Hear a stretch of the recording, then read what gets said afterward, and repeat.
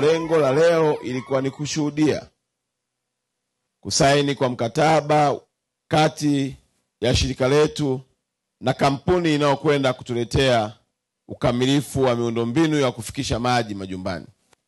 Mwaka jana nilifika mahala hapa, nikauliza maswali, majibu yaliyopatikana hapa nikashindwa kuendelea kuuliza, nikaamua kuondoka. Moja ya swali kubwa lilikuwa kwa nini kisima kipo, lakini hata wananchi wa kijiji hiki cha Lodonyo hawana maji. Na mtaalamu anakuambia maji yapo, lakini wananchi hawana maji. Sifa yetu sio kuwa na visima vyenye maji. Sifa yetu ni wananchi kuwa na maji makazini na majumbani mwao. Lakini pia tulifanya kikao na watendaji na viongozi. Viongozi wa Namanga wakawa na majibu tofauti na viongozi wa wananchi. Wenye mradi wa maji wanatoa majibu yao, na wa viongozi waliochaguliwa na wananchi wana majibu yao dhidi ya vile visima au vizimba vilivyokuwa vimechimbwa kwa ajili ya kuwahudumia wananchi wa Namanga. Na pale tukabaini pia kuna tatizo. Sasa leo tunafungua ukurasa mpya ya kwamba ile ndoto na kilio cha wananchi kupata maji inakwenda kuondoka.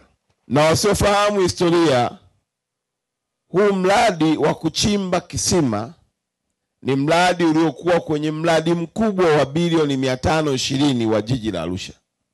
Kwa hiyo viko visima vilipangwa kuchimbwa, lakini hiki ni kimojawapo kutokana na uhaba na changamoto za maji wakaja kuchimba hapa.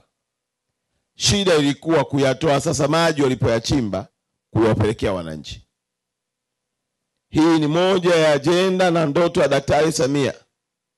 Sio tu kwa sababu ni rais wa Jamhuri ya Muungano, sio tu kwa sababu alikuwa makamu wa rais, lakini kwa sababu yeye ni sehemu ya jamii iliyoteseka kwa muda mrefu kuhangaika kutafuta maji.